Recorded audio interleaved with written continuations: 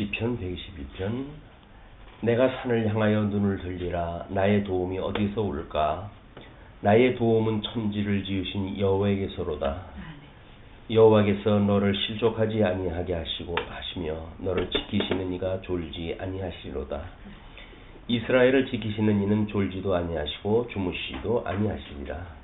여호와는 너를 지키시는 이시라. 여호와께서 내 오른쪽에서 내 그늘이 되시나니 낮에 해가 너를 상하지 않게 하시며 밤의 달도 너를 해치지 아니하리로다. 여호와께서 너를 지켜 모든 환난을 면하게 하시며 또 내 영혼을 지키시리로다. 여호와께서 너의 출입을 지금부터 영혼까지 지키시리로다. 네, 오늘 3쪽에 하나님의 시류에 대한 부분입니다. 먼저 하나님의 존재에 대한 부분 잠시 우리가 했었죠. 하나님 존재에서 실론의 위치에 대한 서론 부분을 공부했었는데, 오늘은 4쪽에 이제 선 두 번째 실론의 구분에 대한 부분으로부터 시작을 합니다. 먼저 실론에서 가장 중요한 것이 유실론증이다. 그래서 신학에서 가장 중요한 것은 하나님 존재 증명인데, 성경적인 방법이 아닌 철학적 방법으로 유실론증을 한다. 이거는 이제 우리가 성경적으로 우리 유실론증에 대한 거를 증명한 것도 개신교에 들어와서 그것이 진행이 되어졌다고 확인했다 했었죠. 그러나 이제 철학 중세 그 철학에서는 철저하게 철학적 방법으로 동원이 되어졌었고, 그 다음에 이제 벌콥의 예를 쫓아서 하나님의 시류와 하나님의 사역으로 주제를 설정하다 해가지고 이 연구가 되었다. 이렇게 보시면 될 것 같습니다. 먼저 이제 1절 부분에 하나님의 관념의 기원, 하나님 관념의 기원. 사실 우리가 하나님을 믿는다고 하는 것은 하나님이 어떠한 분인가에 대한 관념이 있어야 되는데, 일단 하나님의 존재 증명을 말하지 않고 하나님 생각의 기원으로부터 출발을 하는 것이 이게 이제 관념의 기원의 문제로 제기가 되어진 겁니다. 계시는지 안 계시는지 모르는 하나님에 대한 생각은 막연할 수밖에 없다. 뭐 어떤 분이 계시다는 거야? 어떤 분이 하나님인데? 뭐 이런 질문이 나올 수밖에 없다는 거죠. 일단은 첫 번째 종교적 기원이라고 하는 초자연 계시적 기원입니다. 초자연 계시적 기원. 그래서 하나님 관념은 기독교 성경에 기록된 초자연적 계시의 방편에 의해서만 우리가 득달된다. 그리고 이교 중에 유행하는 단순한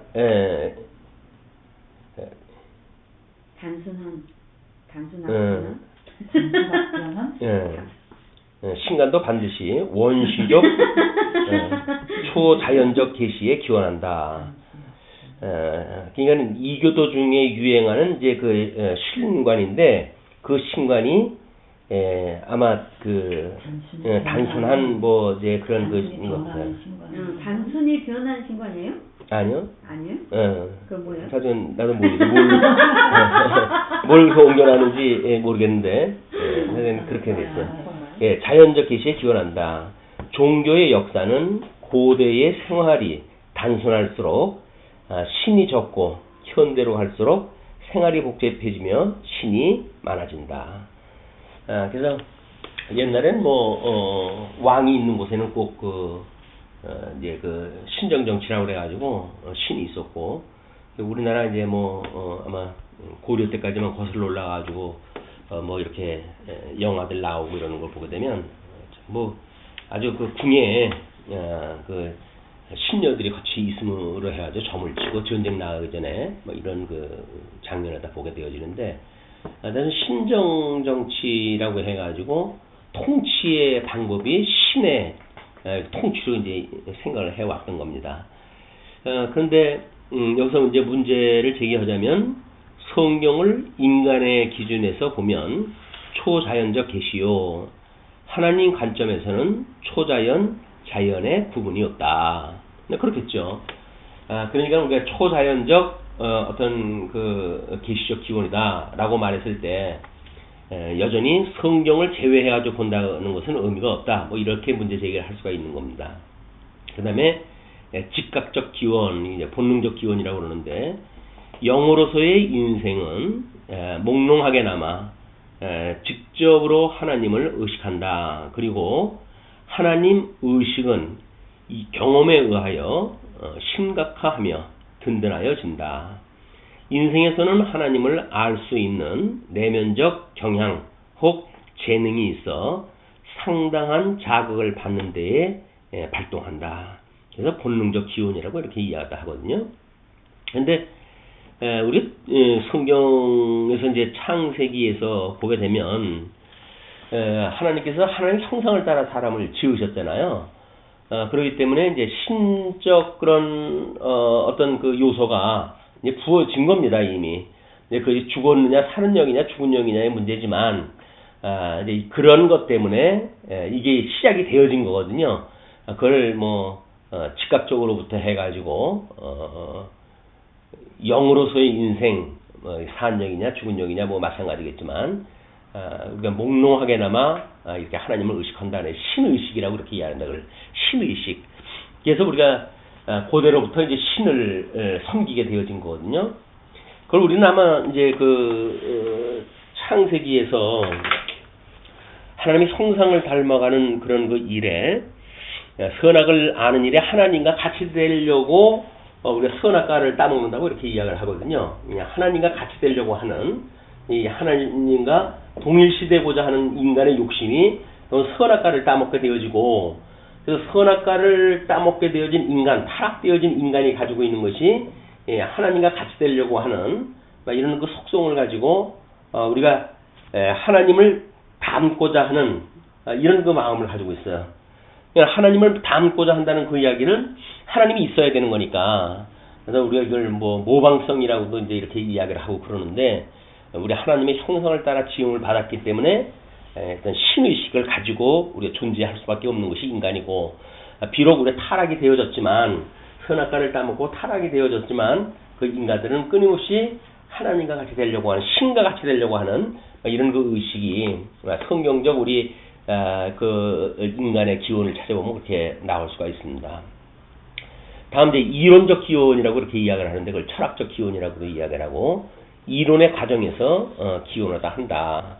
여러 가지 뭐 이제 신적 그런 그 기원을 이야기를 하는데, 뭐 종합적 기원으로 해가지고 계시, 직각, 이론의 그 세 가지 모든 설들을 부분적으로 수납을 했다 하고 종합적 기원으로 인정하다 한다. 그래서 하나님 관념의 기원, 우리가 어떤 그 성경에서 말하고 있는 그런 그 하나님이 아니라 그냥 어떤 막연한 신에 대한 그런 관념의 기원을 이야기하기도 합니다. 그래서 그걸 정리를 이렇게 해놨어요. 직각적 기원은 인간의 본능에서 나와지는 무속적이며 미신적인 신의식이다. 그리고 이론적 기원은 인간의 이성에 의한 철학적이며 인본주의적이고 그 다음에 도덕적인 신의식이다. 그래서 불교 같은 것이 우리가 이제 그 철학적 종교라고 이렇게 이야기를 합니다. 왜냐하면 동양학적인 그런 그 철학을 기반으로 해가지고 윤회론을 만들어놨고 이렇게 하기 때문에 과정적인 논리를 보게 되면 많이 그 기독교하고 유사한 부분들이 있어서 어떤 그 목사님은 이제 불교 학교에 가가지고 자기는 이 불교 방송을 아주 자주 듣는 편이다. 왜냐하면 불교 방송에서 이야기하는 걸 보게 되면 우리 교회에서 가르치는 것에 대한 많은 영감을 받는다는 거예요. 그래서 아주 그 유명한 그 목사님의 유명한 목사님인데 그런 소리였다 해가지고 교회가 한번 시끄러워진 적이 있었습니다. 이거는 이렇게 어떤 의식적으로 비스무리한 것들을 그냥 성경이 계시되어진 하나님인 걸로 철학각을 하는 거는 이게 철학적인 종교이기 때문에 나름대로 논리가 있다는 거거든요. 그래서 뭐 이제 그 이승과 저승 뭐 승들이 그러잖아요.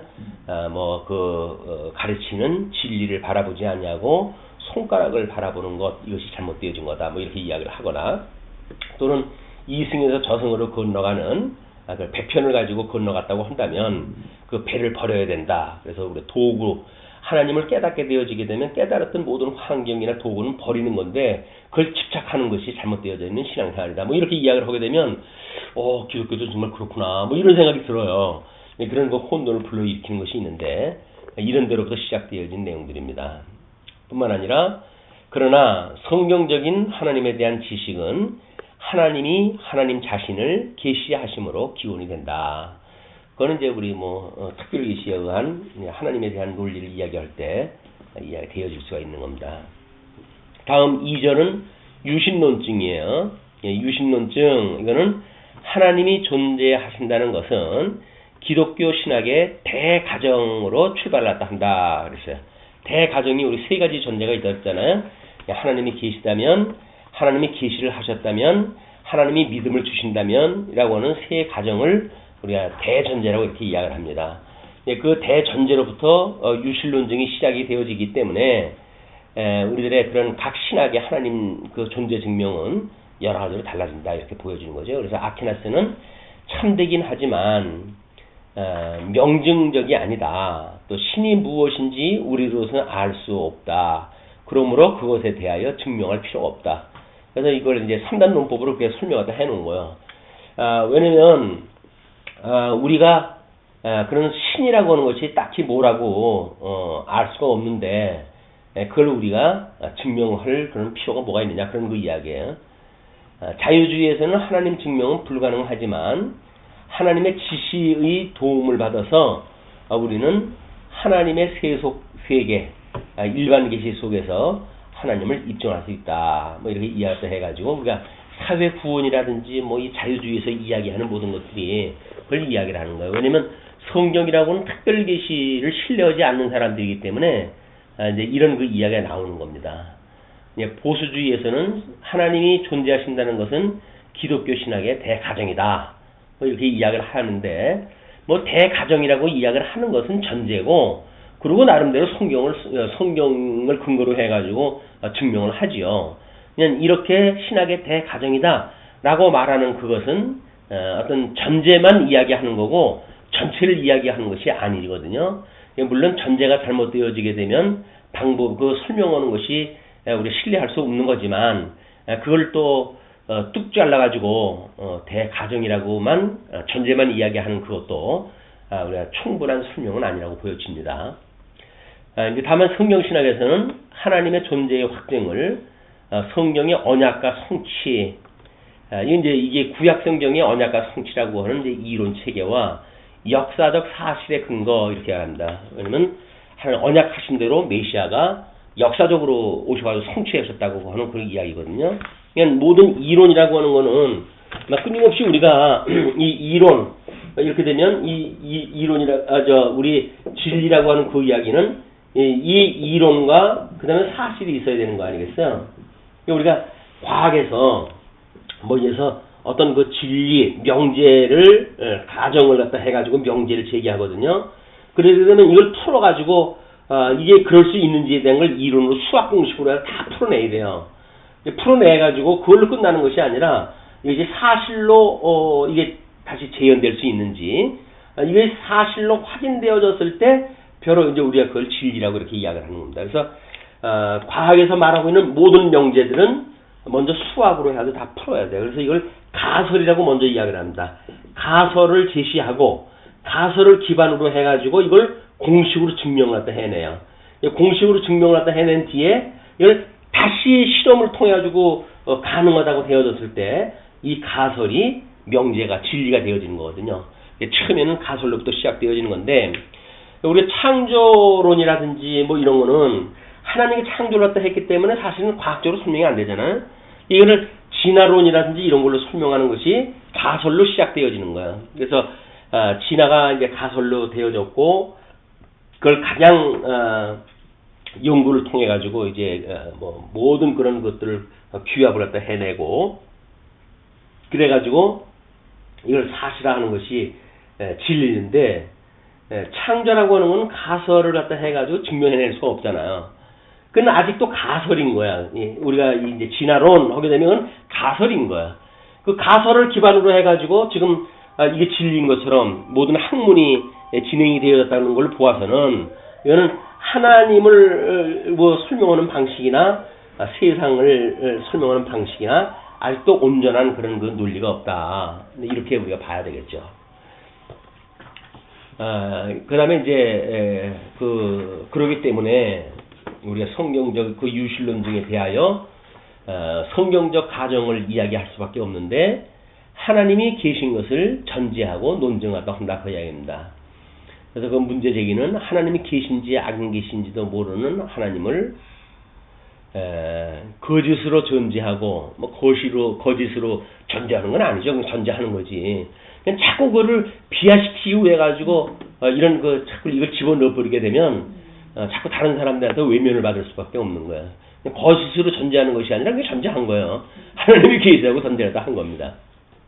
어떻게 신학을 출발할 수 있는가? 이는 성경을 논리적 통일성의 구조에 의하여 보지 못한 결과이다. 그러나 사실은 이것도 모순인 것이 앞에서 설명을 했을 적에는 그 사람들이 이 성경의 어떤 논리적 통일성을 가지고 있다고 우리가 봤어요. 구속사를 중심으로 해서 봤다는 거 아닙니까? 이 사람들이 가지고 있는 논리가 있는 거예요. 그걸 없다고 그러면 안 되지. 비판할 적에는 구속사기 때문에 문제가 있다라고 해놓고는 그래놓고 여기서 말할 적에는 논리가 없다고 말하게 되면 자기 모순에 빠진단 말이야. 이런 거 이야기는 자세히 듣지 않으면 그때 들을 적에는 다 맞는 것 같아요. 근데 앞에 거 듣고 뒤에 거 들으면 모순이 드러난단 말이에요. 그래서 정신을 차려야 되는 거예요. 우리 진리를 성경 공부하는 것도 마찬가지죠. 방대한 분량을 공부할 때 이 부분을 공부하니까 부분 공부할 적에 그게 다 맞는 것 같잖아요. 그러나 앞에서 말한 거고 그것이 같아? 라고 하는 그거는 확인하지 않으면 모르는 상황 아니에요. 사실 우리가 확인을 또 하느냐? 확인 안 하죠. 골치 아프게 뭐로 확인합니까? 그냥 속 편하게 넘어가지. 그러니까 이 어떤 그 종교 행위의 거짓말이 만연할 수가 있는 것이다. 자, 이제 그리스도인은 하나님이 존재한다는 진리를 신앙으로 받아들인다. 그 가정을 한 유실론정을 증명했다 했을 때 그리스도인은 하나님이 존재한다는 진리를 신앙으로 받아들인다. 근데 그건 문제 제기를 또 하죠.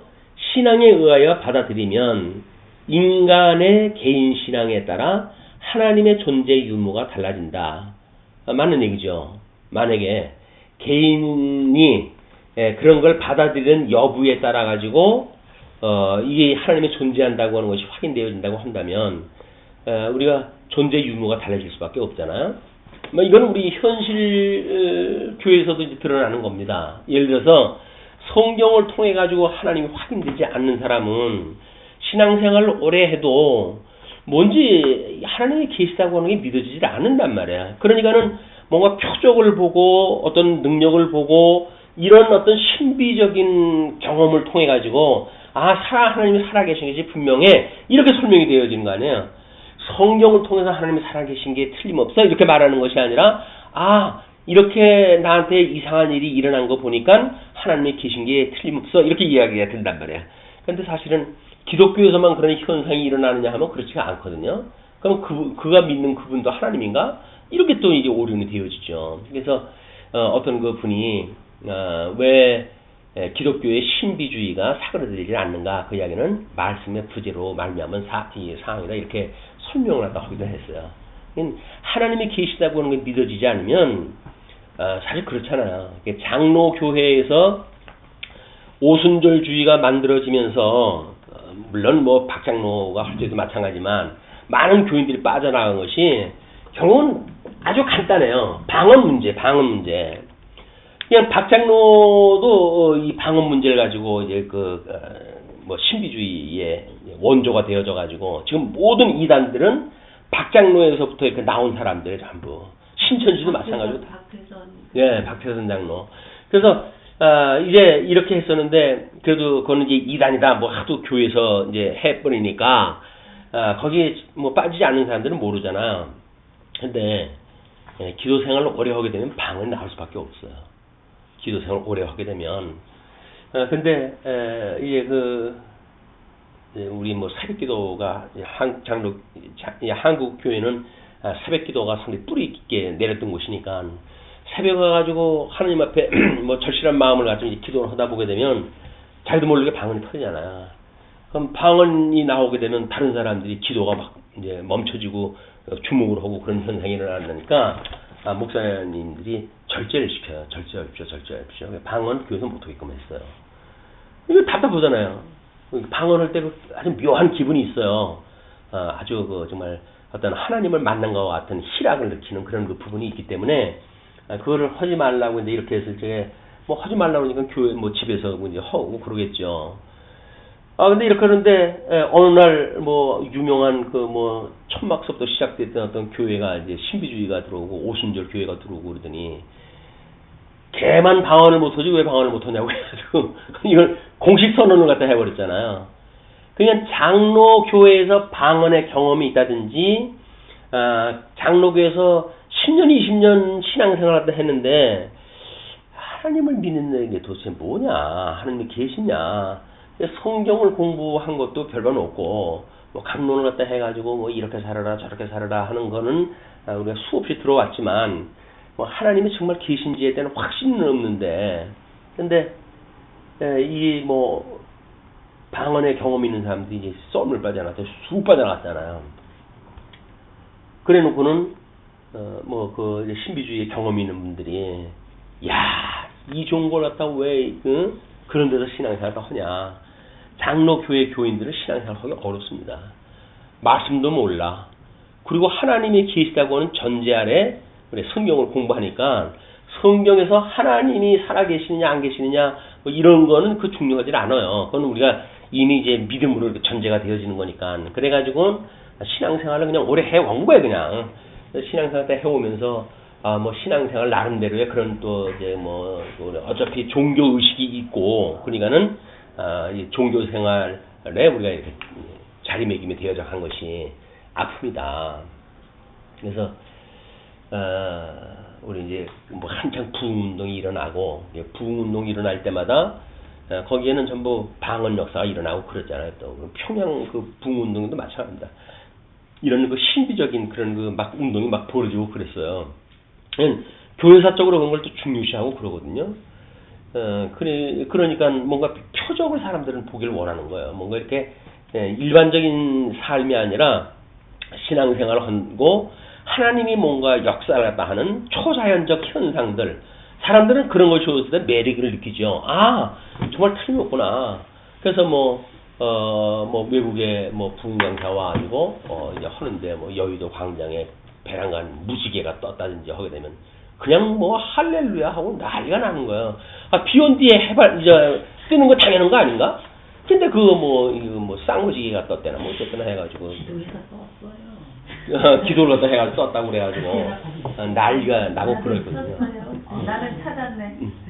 그러니까 어쩔 수가 없는 거예요. 사람들이 어떤 호기심이라고 하는 것이, 호기심이 어떤 이제 이론적인 뭐 호기심이 있으면 성경을 또 하거나 이제 이렇게 되어지는데, 이 성경 파기는 아주 골치 아프고 뭔가 좀 이렇게 감각적으로 느낌이 있으면 좋겠다.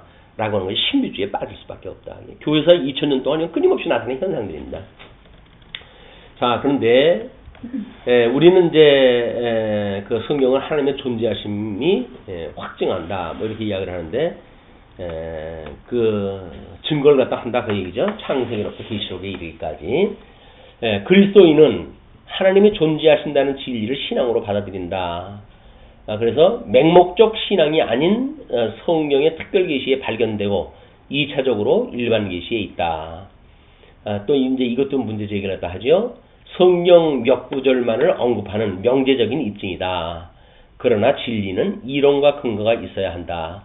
이제 일반 학문적인 비판을 그렇게 한 겁니다. 그러면 이제 우리가 나름대로 어떤 이런 체계를 가지고 있다고 하는 거를 이제 좀 극대화하고 그러기 위해서는 기존에 있던 거를 자꾸 문제 제기를 하는 거죠. 사실 모든 이단으로 출연되어진 사람들이 기존 교회를 다 공격하지 않는 사람들이 없어요.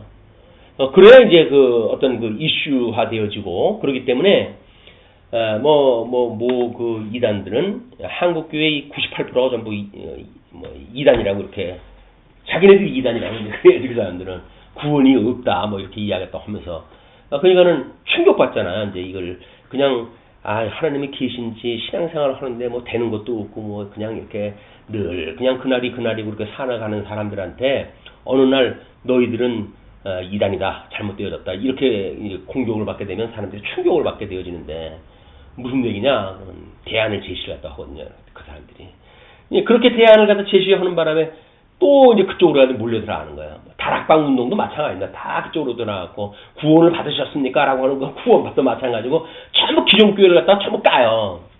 그러니까 기존 교회를 까므로 해가지고 자기네 정당성을 이제 이 크로즈업을 시키는데 아마 초기 성경신학적 그런 접근 방법도 그거 아니었었는가. 11조 문제로 까고 뭘 까고 해가지고 하다 보니까 11조 내기 싫어하는 사람들이 얼마나 좋아요. 거기 답이 있다는데. 그리고 확 하고 빠져나가는 거야. 그래가지고 한때 뭐 제법 수를 갖다 이루었죠. 그러다가 거기 구성원들이 전부 잘났다고 이렇게 하다가 보니까 또 다 흩어져버리고 그러잖아요. 이건 흩어져버리면 말이에요. 흩어질 수밖에 없어요.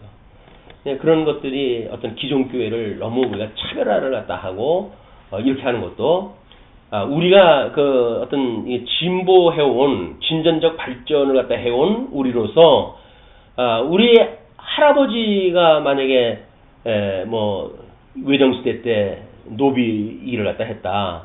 그렇다고 할아버지를 죽여버릴 수가 없잖아요. 거기로부터 우리가 시작이 돼야 되거든요. 근데 이 졸부근성이라는 게 그렇지는 않습니다. 이게 앞에 있는 것들을 전부 싸그리 무너뜨려버리고 새로 집을 지겠다는 거예요. 그렇지 않다. 신학이라고 하는 거는 2000년의 장구한 이 역사를 통해서 하나님께 진전적으로 발전을 시켜 가시기 때문에 그런 과거에 우리가 발을 딛고 있는 믿음의 선배들의 신학을 무차별 공격하는 일은 결국 부메랑이 돼가지고 나를 공격하게 된다. 이것이 아마 우리 이제 통섭 성령계로를 이제 메타시 신학이라고 하는 그런 입장에서 연구하면서 깨닫게 되어진 그런 이치인 거예요. 왜? 아니 우리 믿음의 선배들이 피값에 의해 세워진 교회인데 그거에 의해 가지고 신학이 보존되어진 거 아니에요? 다른 사람 설득하기 위해 가지고 애매한 소리 해가면서 우리 걸 갖다 해가지고 모르겠다는 거예요. 그게 우리 할아버지 욕 먹여가면서 욕해가면서 그리고 나를 정당화한다고 해야지 이게 무슨 이익이 있겠냔 말이에요. 이거는 잘못되어진 거다. 이게 생명의 어떤 그런 신학이라고 한다면 그렇게 어떤 거를 깔아뭉개고 만들어지는 것이 아니라 우리 아까 엘리후의 그런 비언론처럼 그냥 하나님에 대한 거를 소개하면 되지. 그렇게 비판 위주로의 신학은 왠지 좀 이제 와서 보면 좀 저급하고 좀 치졸한 이런 모습이 아닌가 스스로 한번 반성을 합니다. 예. 성경은 하나님의 존재의 구체적인 변론의 형식을 취하지 않는다. 즉 성경은 하나님의 존재 증명을 포함하지 않는다. 그렇게 이야기를 딱 하는 거예요. 그러니까 이제 박 박사님이 이제 우리 교신학 저자니까 성경은 하나님의 존재에 대한 구체적 논리가 없다고 솔직히 고백을 한다. 그러나 성경에서 가장 중요한 것은 언약과 성취를 통한 하나님 존재의 확증이다. 근데 이게 이제 어떤 설명 방식의 문제지만 논리적 근거가 없다는 이야기는 성경을 통전적으로 어떤 보호하는 어떤 그런 성경관이 부재했었다는 이야기거든요. 지금 이제 20세기 이후에 성경을 통전적으로 보는 운동은 지금 교계에서 일어나고 있는 일반적인 운동이에요. 성경은 이 한 권의 책으로서 우리가 이렇게 일관된 소리가 있다는 거죠. 그래서 우리가 그렇게 성경을 봐야 된다 하는 것이 대체적으로 이제 현대 신학의 성경관으로 자리매김되어져 있기 때문에 그런 와중에 이제 성경신학도 제창이 되어졌고 그러니까 특별히 그렇지 않는 어떤 그 분위기 속에서 이 제창되어진 것이 아니라 일반적으로 통전적으로 성경을 봐야 된다고 하는 무드가 있었던 차에 이제 뭐 그런 그 언약 성취라고 하는 구조를 빼냈고 그것 때문에 이제 이슈가 되어진 그런 그 부분도 있죠. 그러나 이제 이 구속사라고 하는 그것이 결국은 이야기거든요. 이 사람들은 행위 언약이 먼저 나옵니다. 행위 언약이 먼저 나오고 다음에 은혜 언약이 있는 것이 이게 구속사예요. 그래서 하나님께서 이들에게 이제 그 복을 갖다 줬는데 이 복을 행위로 인해 가지고 이걸 상실했단 말이에요. 타락이 되어졌어요. 그래서 첫 창조를 하나님께서 일단 실패를 했다 한 걸로 이렇게 보는 거예요. 첫 창조는 실패가 됐다. 그러나 하나님께서 은혜 언약을 통해 가지고 재창조, 이 재창조라고 하는 거를 예수 그리스도께서 이루신 구속의 사역, 이건 재창조의 역사로 보니까 첫 창조는 실패했지만 재창조로 인해 가지고 하나님께서 하나님의 나라를 지금 이루어 가신다. 이렇게 설명하는 방식이 구약 이 구속사를 중심으로 했던 그 구속사 관점에서의 창조관이란 말이에요. 세계관. 이 세계관이 첫 창조는 실패했고 두째 창조는 성공되어진 이런 사례로 보니까 첫 창조와 두째 번 창조가 모순 관계를 일으켜잖아. 한 실패고 한 성공이니까. 그것이 아니라 이건 모형이고 실체로 보여주는 내용인데. 그래서 어떤 언약과 성취를 만들어가는 근간도 여기부터 시작되어진 거죠. 첫 창조라고 하는 그런 거로부터 그분들은 실패라고 보았지만 우리는 그것이 상실이라고 하는 개념으로 보았고 그리고 은혜 언약을 인해 가지고 예수 그리스도를 통해서 성취가 되어졌으니까 그 구조도 결국은 이 원형으로부터 다른 게 아니다. 그래서 그 아이디어는 여전히 여기 있는 거로 우리가 보는 것이 우리 학자로서의 어떤 그런 자연스러운 신사적인 고백이 아닌가 이런 생각이 듭니다. 그리고 그 이제 박 박사가 그런 성경에 논리가 없다고 하는 그런 그 이야기도 뭐 많은 이야기 중에 이제 그걸 뽑아서 쓴 건데 거기에 하나님이 계시다고 하는 뭐 성경적인 여러 구절을 들어가지고 설명을 다 하지요. 또 신존제 이야기할 때도 성경적 방법이라고 해서 들어가서 설명을 합니다. 두 번째 크게는 이제 합리적 유실론증이에요. 이거는 철학적 유실론증이라고 우리가 이야기를 하고 그리고 모두가 귀납적 논증이다. 그러니까 모든 거를 우리가 연구하고 추구해가지고 결국은 유실론증을 증명해내는 일이니까 여기서 설명이 필요하다고 해가지고 연역적 방법과 귀납적 방법을 이제 구분했다 하는데 연역적이라고 하는 것은 성경적이고 귀납적이라고 하는 것은 철학적이다. 이렇게 보아하시는 겁니다. 왜냐하면 그 연역적이라고 하는 건 원인으로부터 과정으로부터의 결과 이렇게 뭔가 근본으로부터 짜져 들어가는 거기 때문에 성경적이지만 기업적이라고 하는 것은 현재 있는 거로부터 이제 과정을 우리가 보고 그 과정을 통해 가지고 원인이 있을 것이라고 하는 추리를 갖다 해 들어가는 이런 그것이기 때문에 우리가 뭐 흔히 그러잖아요. 모든 피조물이 있는 걸 보게 되면 조물주가 있는 것이다. 이렇게 본단 말이죠. 그렇기 때문에 귀납적 방법을 그런 방식으로 이해를 하시면 될 것 같아요. 그래서 모든 원인인 하나님을 알지 못하기에 귀납법을 쓴다. 우리는 연약적 방법으로 연구한다. 성경적인 근거에 의해서 이제 한다는 이야기죠. 그건 뭐 진일보 되어진 건 틀림이 없죠. 그러나 이제 그런 합리적인 유실론증이라든지 철학적 유실론증이라고 하는 건 결국 이 어떤 이론 플러스 사실이 진리라고 하는 자체가 이게 합리적이고 학문적 진리를 밝혀내는 공식이에요. 그러니까 이거는 학문적 접근이 이게 부재되어진 것이 아닙니다. 그런 학문적 어떤 그런 그 요구가 이게 충족되어지는 방법으로 성경을 통해서 증명했다. 이렇게 하는 방법이 옳은 얘기다. 철학적 방법이라고 하는 이것도 철학적 요소인데 해안의 논리 아니 학문적 논리 그런 거를 부정을 해버린다고 한다면 성경신학도 부정돼버리고 말아요. 그래서 그런 그 철학적이라고 해서 다 나쁜 건 아니고 해 아래에 막 그걸 우리가 내재적 뭐 이렇게 이제 보기도 한 거니까 또 성경에서는 하나님의 뜻이 하늘에서 이루신 것을 이 땅에서 이루신다고 하는 계시를 통해서 우리가 보아지는 거 아니겠어요?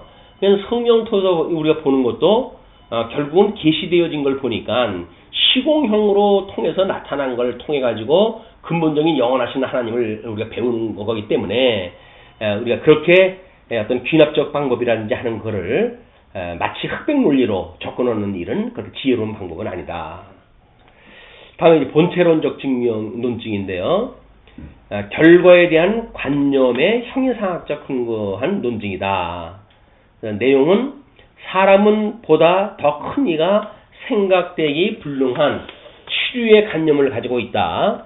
그러니까 우리의 생각의 틀을 뛰어넘는 것이 없다는 거죠.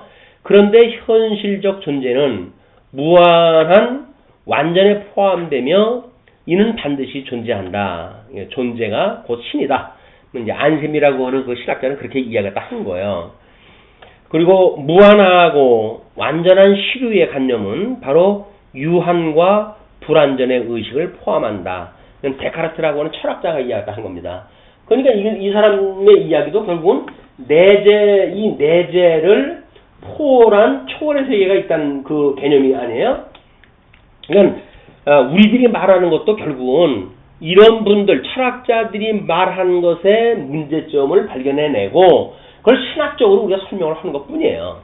그래서 아주 뭐 아무것도 없던 거에서 우리가 만들어낸 것이 아니라 이렇게 과거에 그런 신학자 철학자들이 고민해가지고 만들어낸 개념들이 있어요. 그 개념을 성경 신학적인 방식으로 설명한 것이다. 이렇게 봐야 솔직한 표현이죠.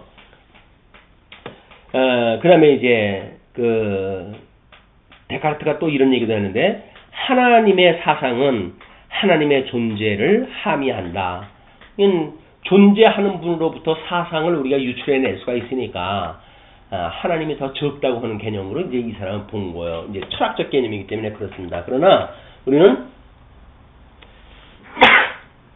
하나님이라고 하는 이 존재 안에 하나님이 계시니까 이분의 어떤 속성이라고 하는 이 부분들이 나오고 사역이라고 하는 이 부분도 하나님이라고 하는 그분의 뜻의 부분으로 이게 나오는 것으로 설명이 되지 않습니까?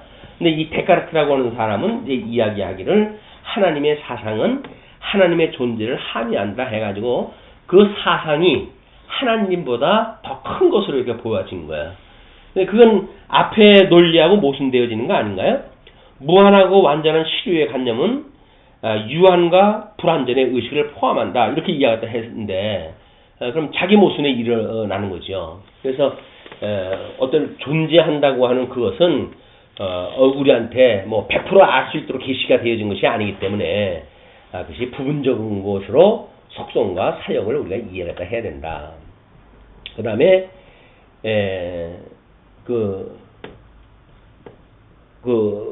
내용으로 되어져 있고 이제 그 학자로 해가지고는 뭐 안셈이라든가 데카르트라든가 뭐 사무엘 줄락부장이라든가 뭐 이렇게 아주 몇 사람을 소개했다 했습니다. 인간의 추상적인 생각 속의 사상으로 신에 대한 존재 증명은 불가능하다. 우리 뭐 그렇게 되면 이제 무속 신앙에 대한 이제 그런 걸로 가고 말겠죠. 다음에 이제 우주론적 논증이 있어.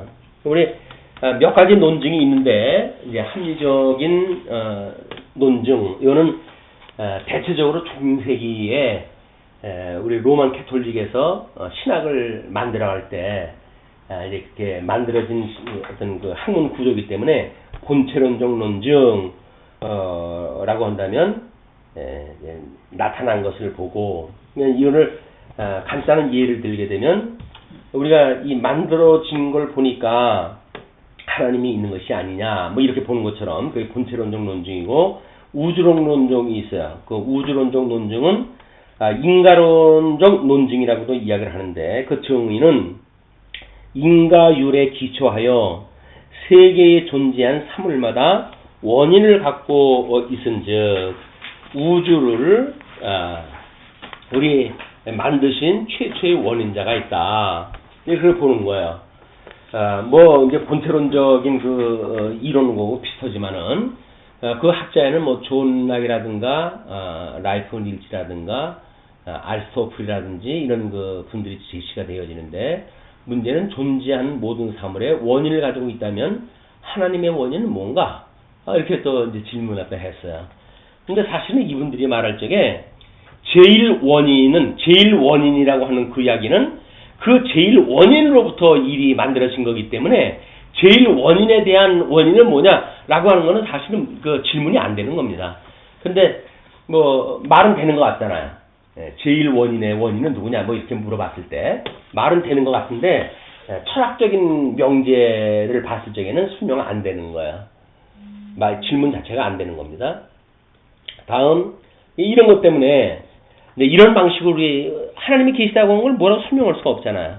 그럼 이제 우리 이제 교회 학교에서 우리 하나님이 계신 걸 뭐 어떻게 알아요? 뭐냐면 성경을 통해서 알아요. 뭘 알아서 그래요. 그러면 이제 네가 있지 않니? 그럼 넌 누가 낳았을까? 엄마 아빠가 낳았죠. 그럼 엄마 아빠는 누가 낳았을까? 할아버지 할머니요. 뭐 해가지고 그러면 그게 거슬러 올라가지고 아담까지 거슬러 올라간단 말이에요.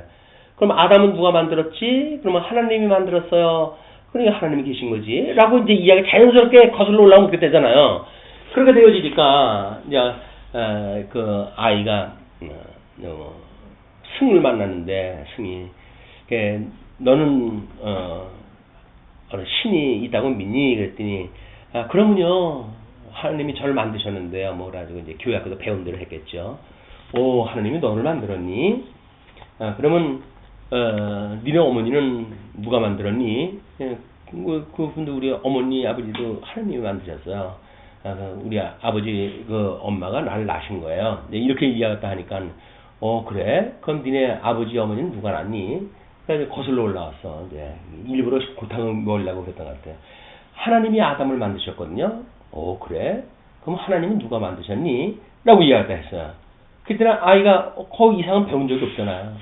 하나님을 누가 만들어? 하나님인데 라고 이야기했다 했더니 부처가 하나님을 만들었단다. 이렇게 이야기했다 한 거예요. 그래서 애가 울음을 갖다가 울었다는 거야, 이제. 왜냐면 자기가 배운 대로 설명을 했는데 오히려 뭐 부처가 그 하나님을 만들었다 그러니까 그래가지고 애가 속상하게 막 울고 그랬더니 집에 와가지고 뭐 그랬다고 하는 일설이 있어요. 그냥 이게 방법이 없습니다. 어떤 학문적으로 해가지고 이 학문이라고 하는 거죠. 어차피 해 아래서 논증되어지기 때문에 그거 어떻게 증명이 되어지겠어요. 문제가 되어질 수밖에 없다. 다음에 이제 그렇게 됐을 때 거기서 또 그렇게 이야기를 하죠. 목적론적 논증.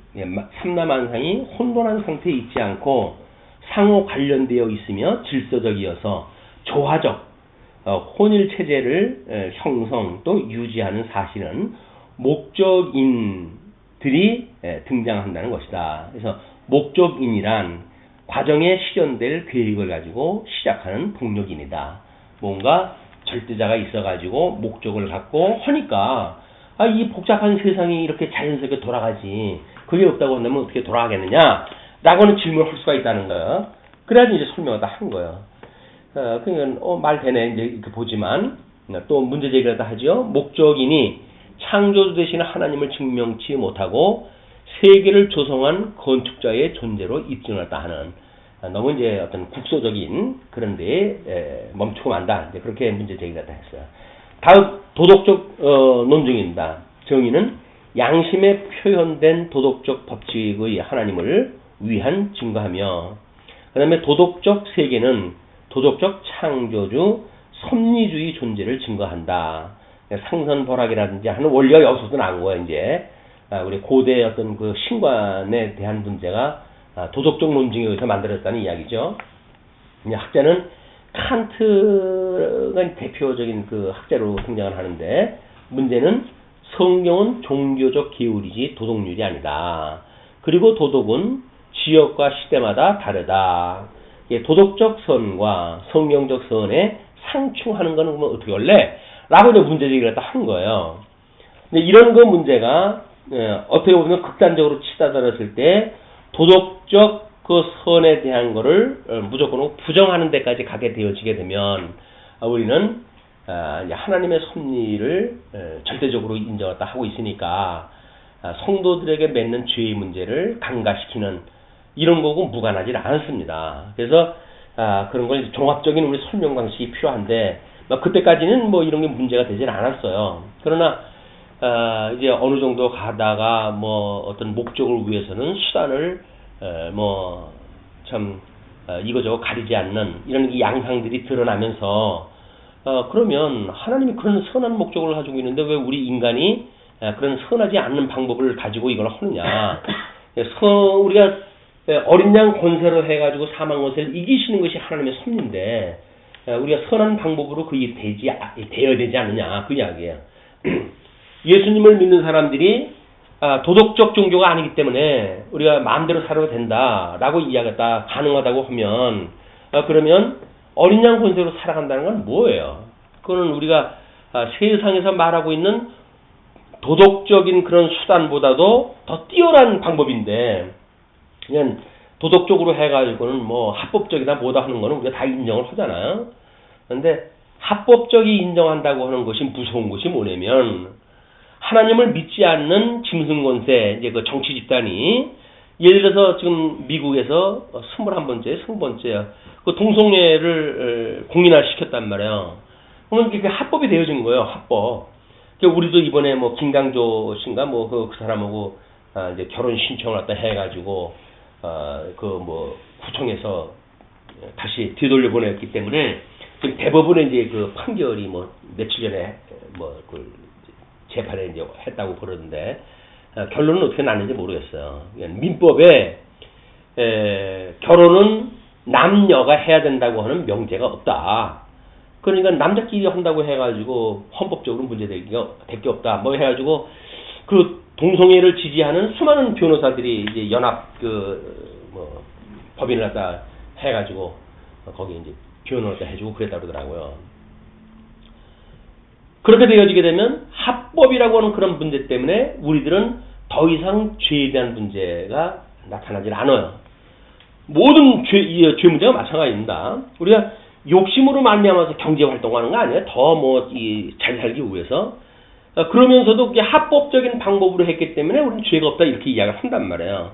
그건 우리가 욕심이라고 하는 자체가 죄인데도 불구하고 합법적이기 때문에 죄의 의식을 우리가 누리지 못한다고 한다면 하나님의 은혜를 깨닫는 것을 짐승권세가 원체적으로 속이는 일이에요. 이게. 우리는 우리들의 편리를 보게 되면 합법적인 걸로 해가지고 어떤 면죄부가 있어야 편하잖아요. 그게 이거 욕심 채우려고 그러지 그게 뭐 법에 맞다고 그렇게 하는 거야? 이렇게 말하게 되어지게 되면 이게 얼마나 이게 우습게 되어지냔 말이야. 중세기 때까지는 사실은 이자법이 허용되지 않았습니다. 이 은행이라든지 이런 게 허용이 안 됐어요. 근데 칼빈에 의해 가지고 경제 활동을 하는데 은행이 필요하다 이렇게 이야기가 되어지고 이자가 이제 공식화되어지고 그래가지고 이 자유 경제 체제가 어떤 발판이 만들어진 거거든요. 근데 사실은 지금 자본주의라고 하는 그것이 어마어마한 이 짐승권세의 공략인데 그게 세속주의를 이끌어가는 힘 아닙니까? 교회가 왜 어떤 경제 원리에 따라가지고 살아가야 되고 그것 때문에 뭐 안내도 내야 되는 11조를 강조하거나 뭐 연보를 강조하거나 왜 이런 일들이 만들어지냐면 결국은 그런 상업주의 기반을 갖다 했던 것이 교회에 그대로 들어온 거예요. 우리는 그런 그 합법이라고 하는 그런 그 가면을 벗어버려야 됩니다. 합법이 벌써 하나님의 법이 무엇인가가 중요하지. 하나님이 싫어하시는 것이 죄지. 하나님이 싫어하는데 뭐 세상에서 인정한다고 해가지고 이게 합법이 될 수가 없단 말이에요. 그러니까 죄를 죄로 인정하다 해야 우리가 은혜를 구할 수 있는 길이 열리는데 그 죄를 합법이라고 하는 걸 덮어버리니까 은혜를 구할 길이 없어져 버리는 거 아니겠어요. 그냥 합법이 좋은 게 아니다. 합법이라고 하는 건 정말 우리가 이 자연인들이 세상에 살아가려면 구성원들이 많으니까 막 약속이 있어야 살아가는 건 최소한도의 그런 것이지. 그래서 우리 뭐 공자도 그 이야기네. 법치와 덕치를 갖다 이야기하는데 법치를 해도 안 된다는 겁니다. 그러니까 덕치를 제시하는 거예요. 덕으로 다스려야 된다고 하는 걸 제시를 갖다 하는 거기 때문에 법이 뭐 만사되어지는 게 아니에요. 그러니까 뭐 이렇게 재판받고 그럴 적에 법적으로 뭐 어떻게 됩니다. 뭐 이런 쉬운 소리를 또 하길래 법 좋아하느냐고 한번 해보자고 내가 그러고 나왔는데 법 들고 뭐 하는 거야. 뭐 헌법책 들고 뭐 어쩌고 저쩌고 해야죠. 전부 위증을 갖다 해가지고 그래 놓고 이걸 제거를 갖다 시킨 거예요. 하나님이 하신 거라고 믿어지니까 그냥 입 다물고 있지만은 그런 것에 뭐 요즘 라고 하는 분에 대해서 그렇게 이야기한다는 거 아니에요? 당신이 나를 목을 쳐라. 난 스스로 못 나가겠다. 그런 것이 이렇게 회자되어지는 게 뭡니까? 밀어내면 힘에 밀려가지고 밀어내니까 내가 그냥 쫓겨난 거지만 스스로 나가게 되면 나중에 혼되는 얘기가 네가 나갔잖아 이렇게 돼버리니까 그러니까 그걸 가지고 역이용을 갖다 한단 말이야. 그러면 죽이려면 네가 죽여라. 그럼 난 네가 죽였기 때문에 내가 죽은 거지만 스스로 내가 죽을 수는 없어. 그 이야기예요. 내가 뭐가 잘못했다고 내가 스스로 죽어? 그걸 뭐 어떤 힘의 어떤 그런 그 제일 높으신 분을 봐가지고 그분이 일해가는 거에 맞춰가지고 그러기 위해서 내가 스스로 물러나면 좋을 것 같지. 그러나 그건 신앙 양심에 어긋나는 거 아니에요. 신앙 양심에 어긋나기 때문에 그냥 거기서 있는 거야. 날 죽이든지 쫓아내든지 네가 다 해라. 쫓아내면 쫓아내는 대로 내가 그냥 살 것이고 뭐 둔다고 한다면 둔 대로 그냥 있을 것이야 라고 이야기를 한 건데 뭐 모든 사람이 다 그렇습니다. 정치 집단에서 만드는 일들이. 그러니까 그런 그 도덕적 논증에 대한 그런 그 문제들도 우리가 뭐 이런 그 논증 자체가 문제가 아니라 그걸 비판하는 우리들이 그것이 아무것도 아닌 거로 만들어 놓는 또 우를 범할 수가 있기 때문에 경계를 해야 된다. 성경에 의한 증거는 그리스도의 예언과 그리스도의 예언 성취, 언약 성취의 역사적 사실로 확증된다. 이건 뭐 신약 성경에서 늘 그렇게 이야기를 하죠. 그런 그 표적을 보여주놓고 이거는 구약에서 언약되어진 그 메시아를 증거하기 위한 구약의 말씀을 이루기 위함이라 라고 해서 신약성에서 끊임없이 그 예수가 그리스도라고 하는 사실을 그런 방식으로 증거를 하다 해요. 성경적인 증거가 그렇기 때문에 우리는 거기에서 하나님이 살아계시다고 하는 걸 믿을 수가 있는 거죠. 이거를 세상 진리는 이론과 사실이 있어야 된다 라고 하는 논리에 너무 갇혀져 있는 것도 진리를 설명하는데 함정이 될 수가 있으니까 성경적인 표현으로 해서 신약 성경에 보게 되면 구약 성경 말씀을 응하게 하시려고 예수님께서 애굽으로 내려갔고 뭐 또는 거기서 다시 나오기도 했고 라고 하는 것이 그렇게 되어졌다는 거예요. 예언대로 이루어졌다. 이런 방식으로 설명하는 것이 성경적인 방법이 아닐까 이렇게 생각이 듭니다. 정리를 했다 합니다. 성경에서 하나님의 존재를 확증하지 못하므로 인간 이성에 기초한 철학적인 방법으로 하나님의 존재를 증명하려고 한다. 그러나 여러 가지 모순을 야기하며 하나님의 존재 증명은 불가능하고 가정할 수밖에 없다. 이와 같은 보수 신앙으로 어떻게 하나님의 살아계심의 확증 가운데서 성경적인 신앙생활이 가능하겠는가? 총정리를 갖다 하죠. 문제제기를 갖다 했어요. 아는 사람들이 그래? 그러니까 입에 바른 소리란 말이에요. 이게 이론으로 뭔가를 갖다 이야기하는 사람은 입에 바른 소리 들은 거예요. 그래서 이게 정말 하나님의 살아계심을 믿고 하나님의 절대 주권을 믿는다고 한다면 아니 교회를 이루어가는 거 하나님께서 해가시겠지. 그걸 뭐 인간이 뭐 자기가 체제를 개혁을 갖다 해가지고 자기가 만들어가는 겁니까? 아닌 거예요. 왜 그렇게 모든 사람들을 갖다가 힘들게 하면서 그 일을 하려고 그러느냐고요.